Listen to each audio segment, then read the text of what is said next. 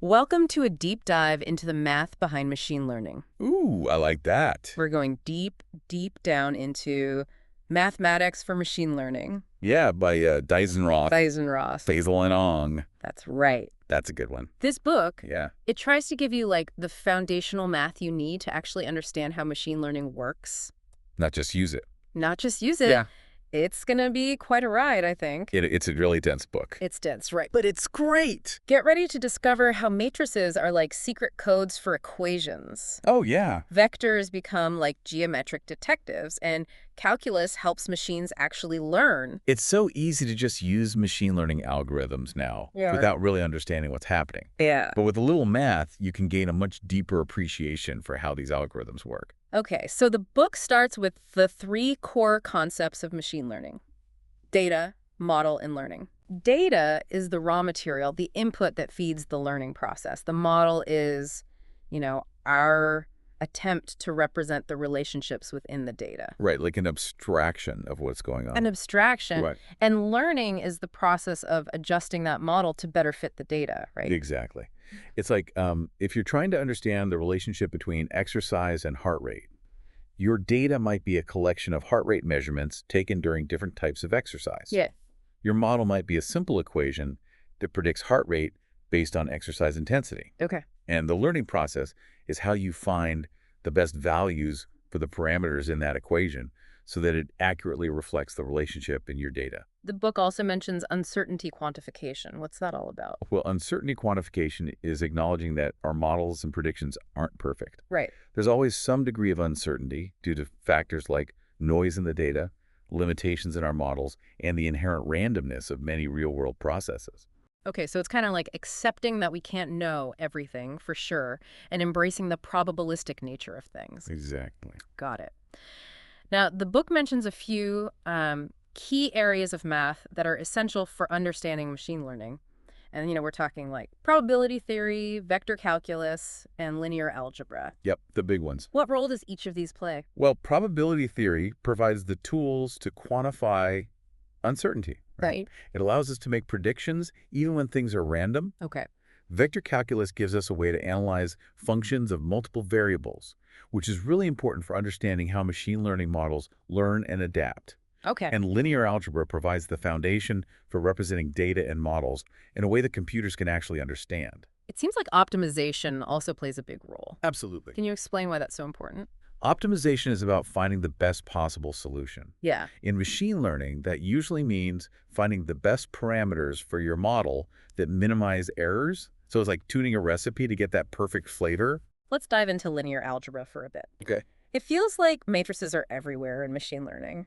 They are. They're really useful because they allow us to represent systems of linear equations in a really compact and efficient way. Right. You know how tedious it can be to solve a system of equations Oh, yeah. with multiple variables? Yeah. Well, matrices let us represent that entire system as just one object, Right. making it much easier to work with. So instead of juggling all these separate equations, we can use matrices to handle them all at once. Exactly. Much more manageable. It is. But matrices are more than just containers for equations, right? Oh, absolutely. What about all those matrix operations? Addition, multiplication, finding the inverse. Think of matrix operations as tools that let us transform and analyze data represented in a matrix. Okay.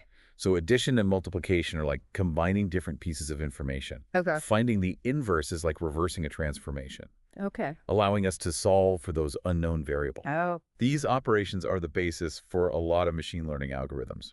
And how about vectors? Oh, vectors. How do they fit into all of this? Vectors are like the geometric building blocks of data. Okay. They let us represent data points as points in multidimensional space. Oh, okay.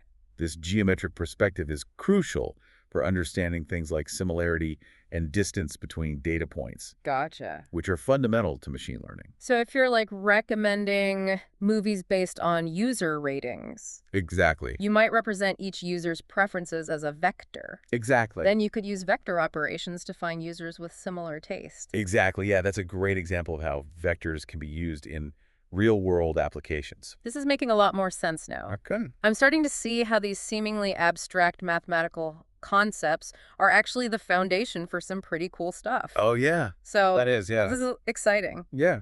And we're just getting started. We're just getting started. Yeah. So we've seen how matrices and vectors represent data and relationships. But how can we break down these matrices into simpler pieces? Right. Yep. This is where matrix decompositions come in. Okay. It's like taking apart a complex machine Yeah. to understand how each component works. So instead of looking at this huge matrix, we can like decompose it Exactly. into smaller matrices Yep. that reveal like hidden patterns or structures. Exactly. Okay, that sounds pretty useful. What are some of the key decompositions mentioned in the book? Well, the book highlights a few important ones. Okay. First, there's the Koleski decomposition. Okay. This one works for symmetric, positive, definite matrices. Okay. It's kind of like finding the square root of a matrix. Okay, so not every matrix has a square root, just these special ones. Right, exactly. What about the other ones? Well, for any matrix, we can use singular value decomposition or SVD. Okay. SVD is like the Swiss Army knife of matrix decomposition. Okay. It works on any matrix. Regardless of its properties, SVD breaks down a matrix into 3 simpler matrices, Okay. which reveal the most important features and relationships. I'm sensing this SVD is a big deal. It is. The book mentions it's used in dimensionality reduction and recommendation systems. Can you give an example of how it works in practice? Absolutely. Imagine you're building a movie recommendation system. Okay. You have a huge matrix. Okay. Each row represents a user. Huh. Each column represents a movie. Yeah. And each entry is the user's rating for that movie. Right. SVD can help uncover hidden patterns in this data. It can identify groups of users with similar tastes Okay. and groups of movies with similar themes. So you could use SVD to recommend movies that similar users have enjoyed, even if they haven't rated those movies directly. Exactly. Wow, that's pretty powerful. It is. It helps uncover those connections. That's amazing. Now, the book also mentions eigendecomposition. Right. How does that relate to SVD? Eigendecomposition is another technique for analyzing matrices. Okay. It breaks down a matrix into eigenvectors and eigenvalues, Okay. which reveal the fundamental directions of variance Okay. and how much variance is explained by each direction. SVD actually builds upon eigendecomposition, Okay. using it to extract the singular values that capture the most important information. So they're related. They are, yeah. Okay, very cool. So we've talked a lot about how to represent data Yeah. using linear algebra. Uh-huh. But at some point, we need to analyze functions that operate on that data. Right. Yeah. That's where calculus comes in. Okay. And when we're dealing with functions of multiple variables, Yeah. we need a more powerful tool than basic calculus. Okay. That's where vector calculus enters the picture. Vector calculus. Okay. Yeah. Sounds intense. It can be, but it's really useful. Okay, what are some of the key concepts we need to understand? One of the most important concepts in vector calculus is the gradient. The gradient of a function points in the direction of the steepest increase. Oh, okay. So if you're trying to find the maximum value of a function, the gradient tells you which way to go. It's like a compass, but for functions. Exactly. And this concept is fundamental to optimization algorithms. Oh, right, like gradient descent. Exactly. It uses the gradient to update parameters to reduce errors. Right. Got it. Another key concept is the chain rule. Okay. It allows us to differentiate composite functions. Composite functions. Yeah, functions that are built by combining other functions. Okay. It's essential in a technique called backpropagation. Yeah, for training neural networks. Exactly. So the chain rule helps us understand how changes in one part of a neural network propagate through the whole network. Exactly. So we can adjust the weights during training. Right. Gotcha. It's like tracing the flow of information through a complex system, Okay. figuring out how each component influences the final output. This is all fascinating, but it also feels pretty abstract. I understand. Can you give an example of how vector calculus is used in a real-world application? Absolutely. Consider image recognition. Oh. You might have a neural network that takes an image and tries to classify it as a cat, a dog, or a bird. Right. During training, Yeah. the network makes predictions based on the input image Okay. and compares these predictions to the true labels. Okay. The errors are used to calculate gradients, Gotcha. and those gradients guide the adjustment of the network's parameters. So it gets better over time. Exactly. Vector calculus drives this learning process. That's really incredible. It is, yeah. I never realized how much math goes into something like image recognition. It's everywhere. We've talked about data, models, and learning. Yeah. But how do we deal with the fact that real-world data is messy and our models are never perfect? Right. We need to quantify that uncertainty. Right. That's where probability comes in. Probability and distribution. Exactly. Probability gives us the framework for dealing with randomness. Okay. Think about weather forecasting. Okay. We can't predict the weather with 100% certainty, Right. but we can use probability to quantify our confidence. So instead of just saying it will rain tomorrow, Yeah. we can say there's an 80% chance of rain tomorrow. Exactly. We got it. And in machine learning, we use probability to quantify our confidence in model predictions. Makes sense. This is crucial for applications like medical diagnoses or financial forecasting. Yeah, high stakes. Exactly. So how do probability distributions fit into all of this? Probability distributions give us a way to model the likelihood of different outcomes. Okay. For example, the Gaussian distribution, which is that classic bell curve Yeah. that's often used to model continuous data. Like height or weight. Exactly. I remember learning about the Gaussian distribution, Yeah. but I never really understood why it was so important. The Gaussian distribution is really useful because it captures many natural phenomena. It's also mathematically convenient. Okay. For example, in machine learning, we often assume that the noise in our data is normally distributed. Okay. This allows us to use statistical techniques to filter out that noise. So the Gaussian distribution isn't just some abstract mathematical concept. It's a tool that we can use to model the real world. Exactly. What about other distributions mentioned in the book? Well, the book highlights several important ones. Okay. For example, the Bernoulli distribution. Okay. That's used to model binary outcomes. Like a coin flip. Exactly. In heads or tails. Yep. The binomial distribution extends this to multiple coin flips. Okay. And the beta distribution. Okay. That's useful for modeling probabilities themselves. So it's like we have this toolkit of different distributions that we can Yes. choose from Yep. depending on the type of data Exactly. and the questions we're trying to answer. Right. Got it. The book goes even deeper, exploring things like conjugate priors and the exponential family of distributions. Right. These provide a more elegant way to work with probability in machine learning. Wow. This is a lot to take in. I know, right? We've covered matrices, Right. vectors, decompositions, calculus, probability, and distributions. So, yeah. I'm starting to feel like I'm swimming in math. I understand. It can feel overwhelming. It can. But remember, each concept plays a crucial role in understanding machine learning. Yeah. And once you see those connections, it becomes much clearer. I'm definitely starting to see those connections. Good. But I'm also wondering how all of this translates to real-world problems. Right. How do we actually use these tools? Yeah. Well, that brings us to continuous optimization. Okay, optimization. Yeah. That's about finding the best solution, right? Yeah, exactly. But what makes it continuous? Continuous optimization deals with problems where the possible solutions are on a spectrum Okay. rather than being distinct choices. Hmm. So think about finding the optimal temperature Okay. for a chemical reaction. Right. The temperature could be any value within a range. Not just a few specific points. Right, exactly. So it's like navigating a smooth landscape instead of jumping between options. Exactly. Okay. And the book dives into two main areas: Okay. unconstrained and constrained optimization. So unconstrained is like wandering freely. Yes. And constrained is like having to stay within certain boundaries. Exactly. Okay. Unconstrained optimization lets us explore the whole search space, Yeah. while constrained optimization restricts our search. To solutions that satisfy certain criteria. Right. Got it. So can you give an example of how each type is used in machine learning? Yeah, that would be great. Sure. In unconstrained optimization, we might use gradient descent Okay. to find the best model parameters Yeah. that minimize errors. Right. We're free to explore any combination of parameters, Okay. as long as we're moving in the direction that reduces those errors. What about constrained optimization?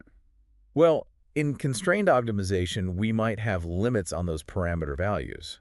Okay. For example, in a financial model, Okay. we might have constraints on how much money we can invest. Right. Yeah, that makes sense. We need to find the optimal solution within those limits. It sounds like constrained optimization is more challenging.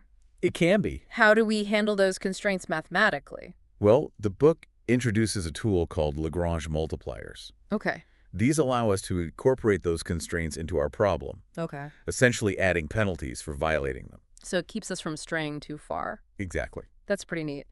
The book also mentions convex optimization. What's Yeah. so special about that? Convex optimization deals with problems where the landscape is like a bowl. Oh. This means that any local minimum is also the global minimum. Ah, so we don't get stuck in a Exactly. suboptimal solution. Right. Okay, so that's good. It is. Those problems are generally easier to solve. That makes sense. And they have powerful tools, Yeah. like the Legendre-Fenchel transform, Mhm. which helps us transform the problem, potentially making it simpler. This is all incredibly insightful. Good. I'm glad to hear it. I'm starting to appreciate the complexity of the math behind machine learning. It is complex, but it's also beautiful. It is. It really is. It's Yeah. like we've just scratched the surface of a vast and fascinating landscape. We have. There's so much more to explore. So we've covered a ton of math, We have. from linear algebra and vector calculus to probability and optimization. It's a lot. It's amazing to see how it all comes together It is. to like power machine learning. It is, yeah. But I'm curious, Yeah. how do we bridge the gap between all this abstract math Right. and like the messy real world data Yeah, that's a good that question. we encounter in machine learning? Well, that's where the rubber meets the road. Okay. The book really emphasizes that data, models, and learning are the three core pillars of any machine learning system. Right. We touched on these earlier. You do. Data is the raw material. Yep. The input that fuels the learning process. The model is our attempt to represent relationships within that data. Right, to kind of understand the structure of the data. And learning is the process of refining that model Yeah, to better fit the data. exactly. And one of the key insights, I think, is that we can represent data as vectors, Yes, which allows us to leverage all those tools from linear algebra. exactly. It gives us that geometric perspective. So instead of just seeing data as rows and columns, Yeah.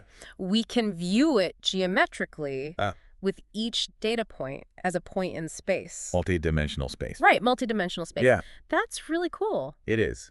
And this geometric perspective is super helpful It is. for understanding concepts like similarity and distance. Exactly. Which are key for a lot of algorithms. Right, like facial recognition systems. Exactly. They must be comparing vectors of facial features. They Exactly. are to figure out who's who. Right. But real-world data is often noisy. Oh, absolutely. It's not perfect. No, never. There are measurement errors, missing values, and all sorts of other imperfections. Right. It's messy. So it's like trying to listen to a faint signal amidst a lot of static. Yeah, that's a good analogy. And that's where probability comes in. It does. It gives us tools to quantify uncertainty Yep. and make predictions. Even when our data is imperfect. It's like having a noise-canceling headset I like that. for our machine learning algorithms, helping them focus on the signal amidst the noise. It's like finding the signal in the noise. So the goal of learning Yeah. is to find the best model and its parameters Right. so that it performs well not just on the data we've seen, but also on new unseen data. Exactly. We want it to generalize. Right. It's not enough for our models to just memorize the training data. Right. We want them to work in the real world. We want them to generalize well to new situations. Yep. It's like training for a marathon. Okay. You don't just want to run well on your practice route. You Yeah. want to perform well on race day. Right. On a new course. On a course you've never seen before. Exactly. So how do we ensure our models can generalize well? Well, one powerful approach is empirical risk minimization. Okay. This involves finding the model that minimizes the average loss on our training data. So it's like finding the training regimen that leads to the lowest average time on our practice runs Yeah, exactly. in the hopes that it translates to a good race time. Right. But how do we choose the right model in the first place? That's the art of model selection. Okay. The book breaks it down into a few key steps. Okay. First, we choose a hypothesis class. Okay. This is the set of possible models we're considering. Gotcha. Then we pick a loss function, Okay. which tells us how to penalize errors. Okay. Finally, we might add regularization, Okay. which helps prevent overfitting. Okay, so it's like first deciding whether we're training for a sprint, a marathon, or an ultramarathon. Yeah, that's your hypothesis class. That's our hypothesis class. Yeah. Then we figure out how much each extra minute on a practice run should affect our training plan. Yeah, that's your loss function. That's our loss function. Right. And finally, we make sure we're not just memorizing our practice route, but actually building endurance and flexibility to tackle any terrain. And that's regularization. That's regularization. I love that analogy. It's a good one. It makes these abstract concepts so much more concrete. It does.